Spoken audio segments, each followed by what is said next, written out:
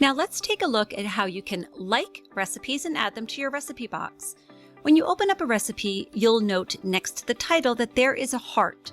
The heart will either be solid or empty. When you click on an empty heart, it will become solid green.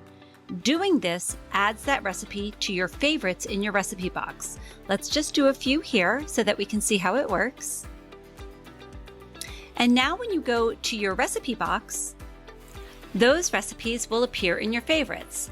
So open up your recipe box and check favorites, and all of the recipes that you checked the heart for will appear here. Building a favorites collection is the best way to develop a repertoire of recipes that you can make regularly.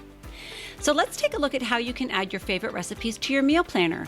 You click the little planner icon and then click Add Recipe to whatever field you want that recipe in.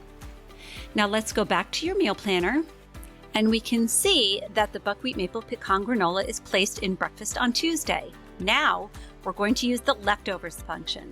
You see that I clicked on the grocery store bag. What that enables me to do is plan to bulk prepare certain items like the granola. So this granola serves 8, but let's say I just wanted to make it to serve 4, or I wanted to leave it at 8. Using the buttons to scale up or down here enables you to change your grocery list. Now the ingredients will not be duplicated with the leftovers recipe. Let's go back to the recipe box and take a look at how you can repurpose your favorites for leftovers during the week.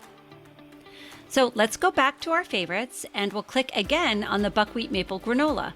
Remember, we've scaled it to serve 8 people. So I have it at breakfast, but let's say I want to have it as a snack on particular days. I'll include as a snack on Thursday and Saturday. And now let's go ahead and take a look at my planner. We're going to go into the planner and mark both of those recipes as leftovers.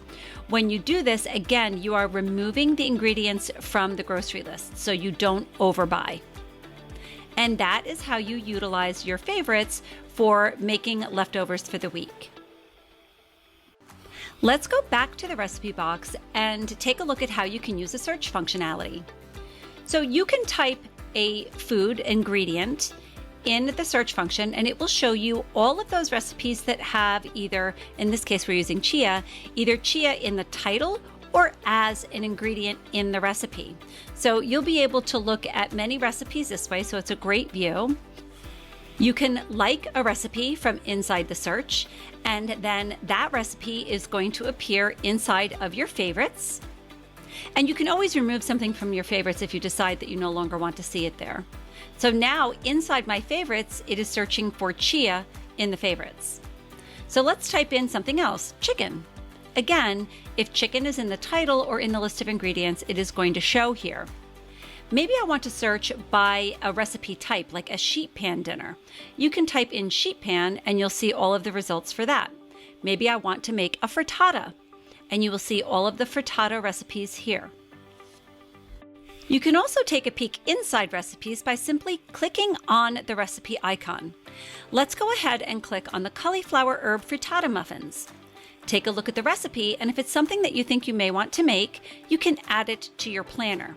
Let's go ahead and take a look at the sheet pan butternut squash recipe and make a decision. I think I'm going to add the cauliflower herb frittata muffins to breakfast on Thursday.